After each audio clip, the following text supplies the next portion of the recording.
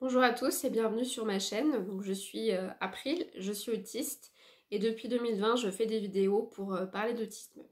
Alors aujourd'hui je vais vous parler d'un sujet un peu différent qui est la famille et en particulier la famille dysfonctionnelle quand on est autiste. En général en fait quand je parle de l'autisme j'ai deux axes.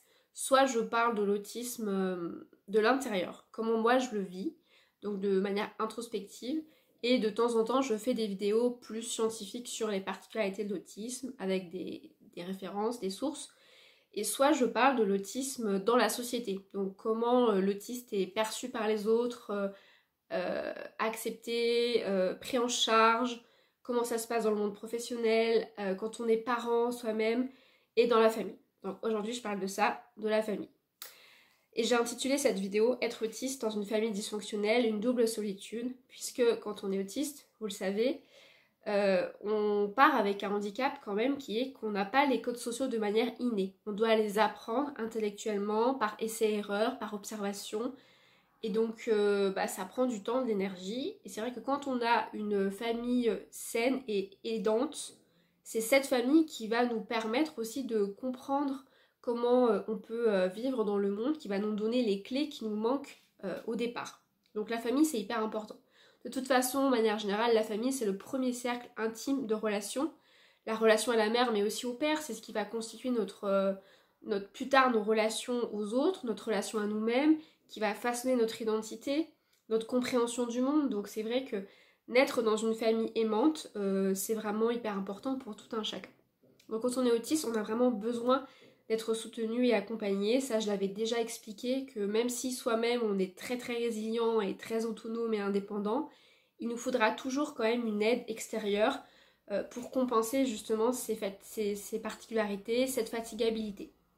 Donc dans une famille saine, c'est possible, même si dans une famille saine, il peut aussi y avoir de la négligence parce que la famille ne comprend pas les besoins de son enfant, n'a pas la connaissance nécessaire de l'autisme, parce que aussi par maladresse, aussi par conformisme, on ne veut pas que son enfant soit différent, et aussi parce que parfois la famille traverse des épreuves et n'est pas disponible émotionnellement pour son enfant.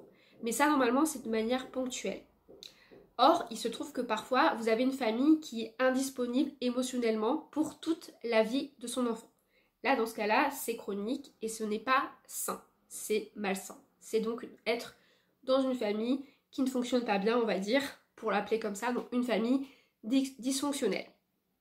Donc quand vous avez une famille qui n'est pas disponible émotionnellement, ça crée forcément des difficultés dans le développement de l'enfant, que ce soit au niveau émotionnel, au niveau affectif, mais aussi au niveau cérébral en fait. Ça a vraiment un impact sur le cerveau, la façon dont le cerveau se construit.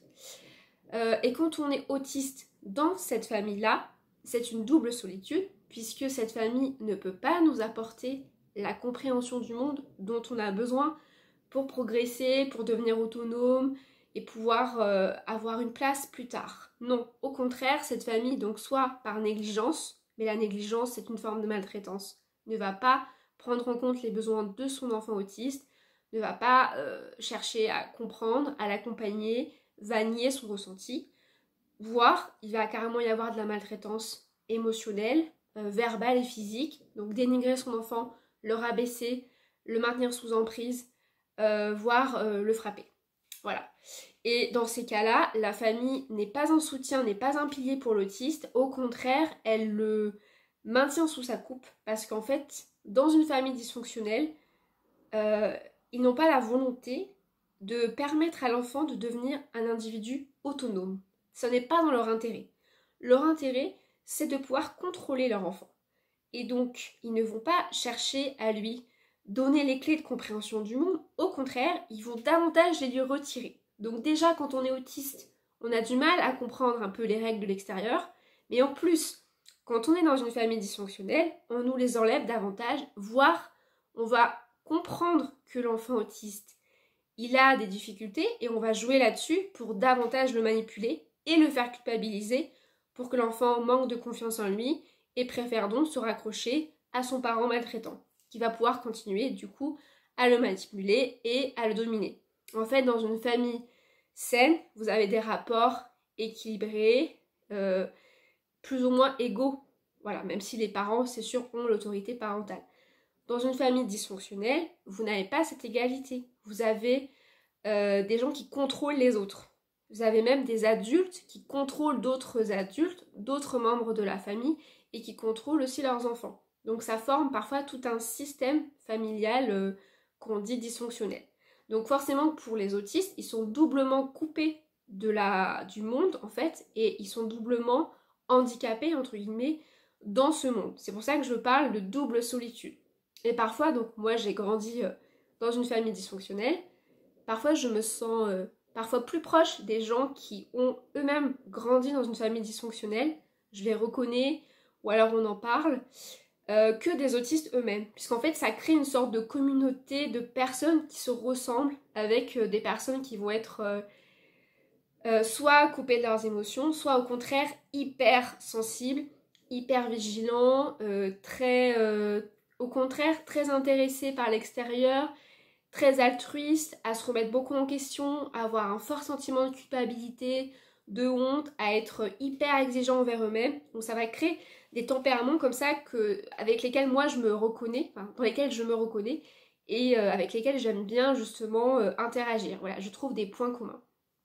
Et c'est vrai que parfois, en étant autiste dans une famille dysfonctionnelle, parfois j'ai l'impression de ne pas être totalement comprise par mes pairs autistes qui, eux, n'ont pas ce vécu-là, qui n'ont pas ce vécu traumatique. Et donc pour moi, c'est un peu doublement douloureux. Parce que ce qui se passe en réalité, quand vous naissez dans une famille qui ne vous donne pas l'amour, la sécurité dont vous avez besoin, c'est qu'en fait, il vous crée une faille pour toute la vie. C'est une sorte de condamnation à vie. Cet amour qu'ils ne vous ont pas donné, vous n'aurez plus jamais. C'est trop tard. C'est un manque d'amour avec lequel vous allez devoir vivre en continu. Et ça, c'est quelque chose qui est très éprouvant, très pesant, qui peut nous aspirer vers le fond, qui peut nous faire prendre parfois des décisions pourries pour nous-mêmes, nous faire rencontrer des gens qui ne nous veulent pas du tout du bien, juste pour essayer de combler là ce manque d'amour qu'on n'a pas reçu de base. Vous savez, c'est le fameux tonneau des Danaïdes, pour ceux qui ont la référence. Vous avez beau essayer de remplir le tonneau il est percé, l'eau elle reste pas. Et donc vous devez vivre avec ce manque-là. C'est quelque chose qui est pas que les autres à l'extérieur, qui eux ont reçu une sécurité, qui ont reçu de l'amour, peuvent pas totalement comprendre. Juste intellectuellement, mais au niveau du ressenti, il n'y a que les personnes qui n'ont pas eu cet amour qui peuvent vraiment le comprendre et en parler. Et je parle de ça parce que c'est vrai que l'autisme est un handicap, mais on pourrait se demander si le fait d'avoir été dans une famille dysfonctionnelle, ça n'est pas aussi constitutif d'un handicap en quelque sorte, d'un handicap émotionnel, parce que ça va entraîner plein de conséquences à long terme sur notre vie d'adulte, un stress, voire des traumatismes, une hypervigilance, des insomnies, des maux physiques, quelque chose quand même qui est assez lourd à porter. Et voilà, et je tenais à en parler aujourd'hui parce qu'il faut en avoir conscience et il faut pouvoir vivre avec. Parfois je me demande ce que le manque d'amour m'a apporté dans la vie, parce que c'est vrai que vivre dans une famille maltraitante, ça a été très éprouvant pour moi. Et en même temps, je me dis que ça m'a aussi donné un élan vital absolument dingue. Et que ce manque d'amour, ça m'a fait prendre des décisions, faire des choses complètement folles que j'aurais peut-être pas fait si j'avais été dans une famille tranquille, où j'avais pas besoin de me battre pour recevoir de l'amour, pour me sentir digne d'être aimée. Mais parce que j'ai manqué d'amour, ben en fait, je me suis retrouvée à voyager partout dans le monde à 22 ans, pour essayer d'aller chercher des gens qui pouvaient, eux, me donner l'amour que je ne recevais pas dans mon pays auprès de mes proches. C'est ce qu'on appelle en psychologie les fameux tuteurs de résilience. Et en fait, j'ai trouvé des familles dans différents pays qui pouvaient m'apporter cet amour-là et qui me l'apportaient et avec qui je suis restée en contact. Et c'était pas des gens, c'était pas des relations superficielles, mais c'était vraiment des relations que j'ai créées où il y avait cette chaleur que j'avais pas dans mon pays, que j'avais pas avec les gens qui m'entouraient. Parce que la deuxième chose aussi que je voulais dire, c'est que quand la première relation au monde, c'est avec un parent qui vous veut du mal, imaginez le choc et imaginez toutes les conséquences que ça a après. Et les conséquences, c'est pour ça que je parle de condamnation, c'est qu'en plus, vous êtes condamné à revivre ça, à répéter ça. Alors je sais qu'en psychologie ou en psychanalyse, ils parlent de compulsion de répétition. J'aime pas beaucoup ce terme, mais les neurosciences, je crois, le confirment. En fait, le cerveau, ce qu'il préfère, c'est dépenser le moins d'énergie possible. Et quand il rencontre des situations qui lui sont familières, eh ben, il va finalement être attiré par ces situations, parce qu'il les connaît. Même si ces situations, elles sont maltraitantes pour nous, et elles sont toutes pourries. Donc en fait, ça va créer cette fameuse répétition vers lesquelles on va tendre, au lieu de forcer notre cerveau en pilotage manuel de non, non, non, tu vas pas aller vers là, tu vas aller vers là, c'est plus coûteux, tu connais pas, tu sais pas ce que c'est d'être avec des gens aimants qui te respectent, mais crois-moi, c'est mieux pour toi. Et donc c'est ça, c'est que ça entraîne ensuite des conséquences qui vont être qu'on va être précipité dans un cycle de violence. Et ça aussi, c'est quelque chose que des gens qui n'ont pas grandi dans une famille où il y a eu de la maltraitance a du mal à comprendre. Et que souvent, vous savez, on a tendance à dire « Ah, mais vraiment, on dirait que tu le fais exprès. On dirait que tu cherches les problèmes. » Vraiment, on dirait que à chaque fois, il faut que ça tombe sur toi. Bah oui, à chaque fois, ça tombe sur nous. Parce qu'en fait, les gens qui sont, on va dire, des prédateurs, des gens qui cherchent la faille chez les gens, ils reconnaissent des gens comme nous. Ils reconnaissent les gens qui ont été, dans un premier temps, blessés, qui n'ont pas été reconnus en tant que personnes, qui ont été objetisés par leur famille, qui les a dénigrés pour mieux les contrôler, ou qui les a flattés pour s'enorgueillir de leur succès. Vous voyez, ces gens-là, ils nous reconnaissent en fait. Et du coup, ça crée forcément des aimants. Alors on dit on attire les personnes malveillantes. Je ne sais pas si c'est qu'on attire ou si c'est que on les repère et eux nous repèrent. C'est quelque chose de vraiment que je pourrais pas vraiment expliquer. Je ne sais pas si ça s'explique de manière scientifique, mais de la même façon qu'on dit que les personnes apparemment repèrent même inconsciemment les personnes neuroatypiques ou autistes. C'est pour ça qu'on se fait plus harceler d'ailleurs, pour ça qu'on subit plus de violence, parce qu'en fait ils repèrent les personnes en dehors de la norme qui du coup sont vulnérabilisées parce que marginalisées et donc qui peuvent attaquer. De la même façon, les personnes repèrent aussi les gens qui ont subi des violences et qui du coup eux aussi sont marginalisés, qui sortent, en fait on est sorti de la communauté. On n'est plus dans la société, on n'a plus notre place. Et en fait, toute notre vie, on va essayer de retrouver cette place qu'on n'a pas eue au début. Au début, quand on est censé être chéri inconditionnellement, on est censé être la merveille du monde de nos parents et on est censé avoir cet amour très fort qui va nous ancrer en fait sur Terre. Et moi, j'ai l'impression d'être un arbre sans racines, même si j'ai plein de branches avec plein de feuilles, parce que voilà, très prolifique, créative, j'ai de l'énergie, mais il me manque cet ancrage-là, parce qu'en fait, j'ai pas eu la base. Et parce que j'ai pas eu la base, et bien voilà, ça m'a précipité vers des choses où j'ai dû, moi-même toute seule, faire plus de choses encore, pour un peu surcompenser le manque affectif et le fait que du coup, j'avais pas de valeur auprès de mes parents. Parce que c'est hyper douloureux de ne pas être aimé par ses propres parents, d'être rejeté, d'être dénigré, d'être utilisé, c'est très destructeur. Et d'ailleurs, il y a des personnes qui ne survivent pas à ça, qui ne peuvent pas, je veux dire, qui parfois finissent par se laisser mourir, qui ne peuvent pas aller au-delà, dépasser ça, ce qu'on appelle la fameuse résilience, pour construire sa vie d'adulte. Et ça, moi, je le comprends et je le juge pas. Tellement c'est destructeur. Et donc, c'est sûr que même si on y arrive, je voudrais juste, voilà, expliquer que c'est au prix de beaucoup d'efforts et aussi d'une vigilance constante, parce qu'on a vite fait de retomber dans un schéma où on va effectivement se laisser aller et à nouveau subir ce qu'on a subi petit. On répète en fait. Et cette répétition, elle est horrible en fait. Et moi, je sais que j'ai dû faire un travail sur moi-même. Aujourd'hui, j'en suis sortie. Je n'ai plus de contact avec ma famille. Je suis assez apaisée par rapport à ça, à cette décision. Mais malgré tout, je subis toujours les conséquences de leur maltraitance et de leur négligence, puisque il y a toujours des situations dans lesquelles je me trouve où effectivement ça fait écho à ce que j'ai vécu. Et en particulier dans mes rencontres avec les gens, c'est vrai que parfois, je rencontre des gens qui ont ce regard qu'avaient mes parents. Et là, ça me fait comme si j'étais sidérée et que je redevenais une petite fille.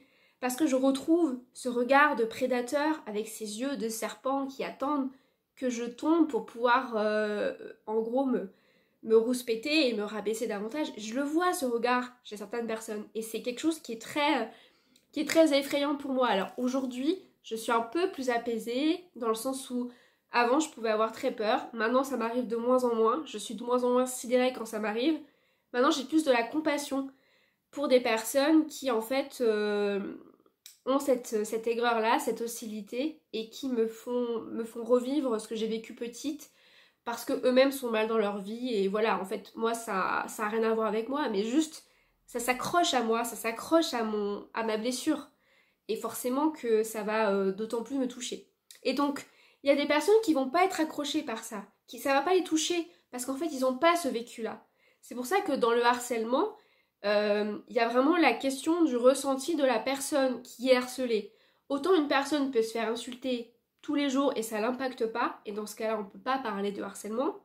Je parle de ça parce que j'ai fait une vidéo récemment sur le harcèlement. Autant quelqu'un, il peut être juste moqué 3 fois et ça va l'effondrer. Et en fait, oui, c'est grave. Et oui, il faut le prendre en compte. Parce qu'on ne connaît pas l'histoire de cette personne. Cette personne peut-être est traumatisée. Et en fait, on n'a pas à lui faire subir ça. Effectivement, cette personne, elle est plus sensible que l'autre. Mais c'est aussi du fait de son histoire et du fait de ses fameuses répétitions. Voilà. Et je sais plus ce que je voulais dire. Mais, ah oui, je voulais dire que du coup, à cause de cette maltraitance, c'est une condamnation à vie qu'on a. Il va falloir vivre avec. Et il faut aussi se dire que quelque part, ça, moi j'essaie de me le dire, hein, ça m'a apporté des choses. Dans le sens où, effectivement, le manque d'amour, ça m'a poussée à me dépasser moi-même. Ça m'a poussée à être, par exemple, forte à l'école parce que je voulais avoir cette estime et cet amour que j'avais pas dans ma famille. J'ai réussi mes études alors que je ne savais pas à l'époque que j'étais autiste, TDAH, dyspraxique, et pourtant j'ai réussi à valider mon diplôme. J'ai réussi à passer mon permis. Par manque d'amour, en fait j'ai voulu briller pour être reconnue et acceptée dans la société, et pour ça je me suis mise à écrire comme une folle des lignes et des lignes. J'ai écrit des romans, j'ai écrit des poèmes, j'ai écrit des nouvelles parce que je voulais être publiée pour être reconnue, pour enfin sentir que j'avais ma place, que j'étais digne d'intérêt. Et puis par manque d'amour, j'ai voulu pratiquer la danse à un rythme très intensif parce que je voulais là encore euh, briller, et puis le chant, et à chaque fois il y avait quelque chose. Et en fait, maintenant je ne le fais plus ça. Maintenant je suis beaucoup plus dans le plaisir, moins dans la compétition, moins à rechercher une reconnaissance, etc. Mais je dirais que ça m'a fait développer plein de compétences, du coup, que j'ai découvert plein de choses. Et je crois que l'art a été aussi libérateur pour moi, salvateur. Et grâce à la maltraitance, j'ai découvert la puissance de ce qu'on appelle la sublimation par l'art, en fait. De pouvoir parler de ce qu'on ressent, de toute cette souffrance, et de pouvoir la transformer en une histoire, en un roman. C'est une expérience qui est absolument incroyable. Et que seules les personnes qui ont vécu de la violence peuvent éprouver, en fait. C'est une expérience qui est particulièrement libératrice. De la même façon, le fait d'avoir vécu de la violence, ça m'a rendue très alerte sur les comportements justement dysfonctionnels, toxiques, sur les systèmes dysfonctionnels. Et je dirais que... Alors c'est aussi une charge parce que du coup je suis vite stoppée quand je sens qu'il y a quelque chose qui n'est pas ok. Parce que malheureusement, il y a beaucoup de comportements qui sont dysfonctionnels et de systèmes qui sont dysfonctionnels. Donc forcément que ça réduit le champ des possibles. Mais en même temps, je me dis que moi au moins je suis lucide. Et qu'en fait, c'est vrai que quelqu'un qui n'a pas cette histoire-là, il va plus pouvoir être modelé par l'environnement, vous savez, et pouvoir quand même s'épanouir dans un cadre dysfonctionnel parce que lui-même il a des bonnes ressources et qu'il a un cadre sécure. Néanmoins, il va quand même vivre dans cette violence. Tandis que moi, je ne peux pas supporter cette violence, donc je vais être immédiatement stoppée et je ne vais pas pouvoir m'épanouir dans ce cadre. Et en même temps, tant mieux, j'ai envie de dire. Et c'est aussi le fait de ma rigidité mentale qui fait que je ne peux pas me plier à un système maltraitant parce que je suis autiste et parce que j'ai vécu de la maltraitance. Donc, quelque part, je dirais que c'est quand même une chance, parce que souvent on dit qu'on est trop sensible, qu'on prend les choses trop à cœur, que machin, qu'il faut faire un travail sur soi, mais moi je dirais que c'est pas ça le problème. Le problème c'est au contraire, enfin je dirais que c'est même une chance d'avoir des antennes très très fines, de pouvoir détecter plein de choses. Et qu'au contraire, il faut vraiment se faire confiance et faire confiance à son intuition. Voilà, donc du coup je termine sur une note plus positive, de dire que même si c'est compliqué, d'avoir vécu avec cette souffrance, avec cette solitude, et en plus qui est doublée par le handicap, par tout le vécu maltraitant lié au handicap, au parcours, à la société qui ne veut pas comprendre, euh, bah, ça nous a quand même donné plein d'outils. Et aujourd'hui, vous êtes libre. Vous avez le pouvoir de prendre, enfin, vous pouvez prendre le pouvoir dans votre vie. Vous pouvez vous débarrasser du passé. Vraiment, c'est important.